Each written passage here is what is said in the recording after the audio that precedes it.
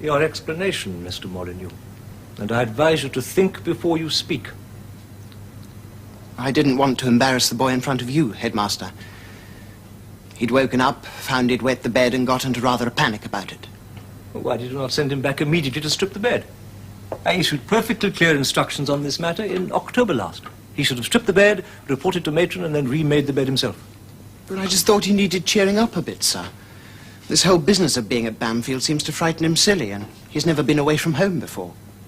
Yes, I can accept that. You've not been here long, Mr. Molyneux. You must beware of being too soft on the boys in your house. When they see that you are soft, they will take advantage of it. Well, I do see that, sir, but... Well, Cuthbertson's hardly in a state to take advantage of anyone. In my view, he already has. This school does not exist to coddle his weaknesses. I think he'll settle down, Headmaster. You must not take Mr. Powlett-Jones as your model in these matters, Molyneux. His is not the example I should wish a young master to follow. Happily, before too long, you must be finding your evenings and weekend duties rather onerous with Mr. Powlett-Jones's frequent absences. Oh, no, Headmaster, not really. There's a good deal of give and take about it, and he helps me out often enough. I understood that was common practice. In Mr. Harry's time, you know. Harry's did not appoint you. I did. You might do well to remember that. Loyalty is an admirable quality when it extends in the right direction. Would you like a cup of cocoa? What? A cup of cocoa. Thank you, no. Molyneux, if you were to be offered a senior housemaster's post on a temporary basis, would you feel yourself competent to accept? I'd love to have a go at it, sir. I think I could cope. Good.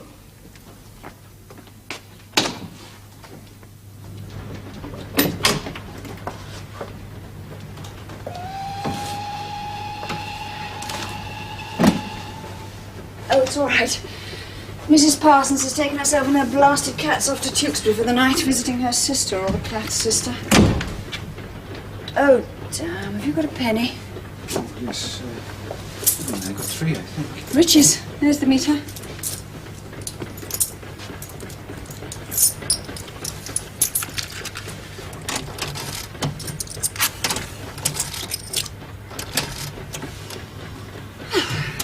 Make yourself at home.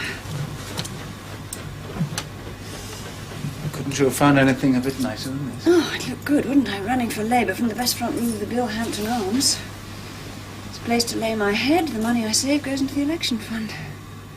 Yes, I'd like to think I'd do the same.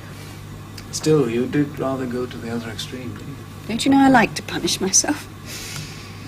Besides, I don't think I've got the right to live any better than the people I'm fighting for. You should see some of the hovels they're expected to live in. What you don't realise is that rural slums can be twice as bad as urban slums. There's all the dirt, all the poverty, Chris, all the I know what rural slums are like. Oh, I'm sorry. I'm all wound up, you see. I can't stop. You shouldn't have come. Oh, look, I'm sorry about the meeting. Do you know, just for a minute, I really wanted you to hit him.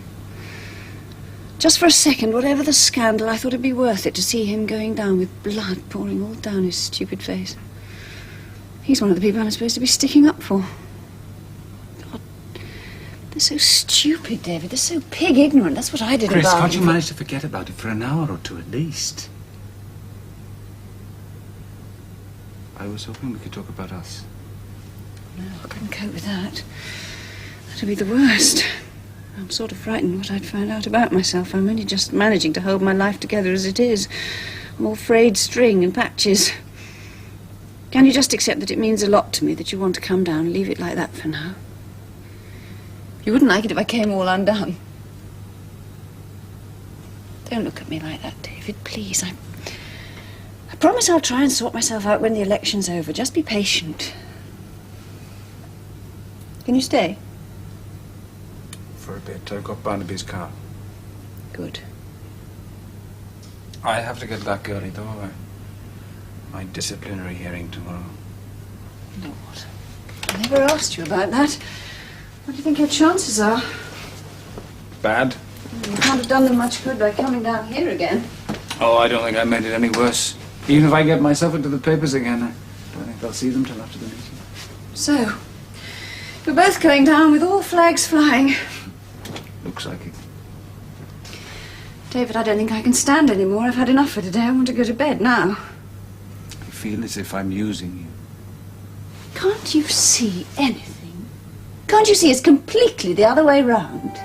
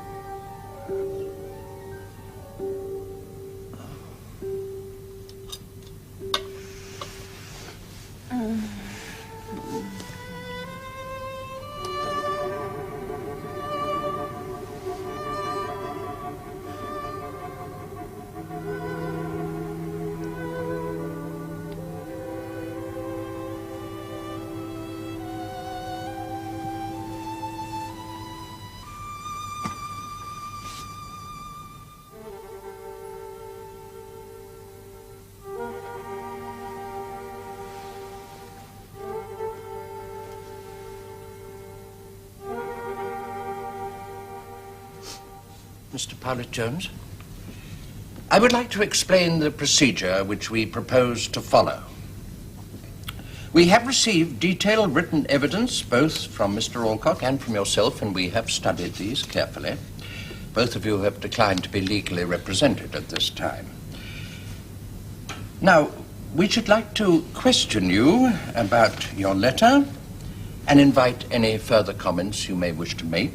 We shall then follow the same procedure with Mr. Alcock, and is this agreeable to you? Am I to be present when Mr. Alcock is interviewed? No. This was discussed, Mr. Powlett Jones, but my judicial experience indicates that witnesses are more properly examined separately. Yes, I see. Thank you. Now then, perhaps you might begin by explaining why you wrote this letter to the governors. You've been accused of disloyalty. Could not this letter itself be construed as a disloyal act? I understood that my professional ability was called in question. I simply wanted to give you the facts so that you could judge for yourselves. Huh? I've looked at these figures. 6 open scholarships in the last 13 years. Is that so remarkable? What about the lads who didn't win open scholarships? Could you tell us how many scholarships were gained? Your explanation, Mr. Molyneux. And I advise you to think before you speak. I didn't want to embarrass the boy in front of you, Headmaster. He'd woken up, found he'd wet the bed, and got into rather a panic about it. Why did you not send him back immediately to strip the bed? I issued perfectly clear instructions on this matter in October last. He should have stripped the bed, reported to matron, and then remade the bed himself. But I just thought he needed cheering up a bit, sir. This whole business of being at Bamfylde seems to frighten him silly, and he's never been away from home before. Yes, I can accept that. You've not been here long, Mr. Molyneux. You must beware of being too soft on the boys in your house. When they see that you are soft, they will take advantage of it. Well, I do see that, sir, but... Well, Cuthbertson's hardly in a state to take advantage of anyone. In my view, he already has. This school does not exist to coddle his weaknesses. I think he'll settle down, Headmaster. You must not take Mr. Powlett Jones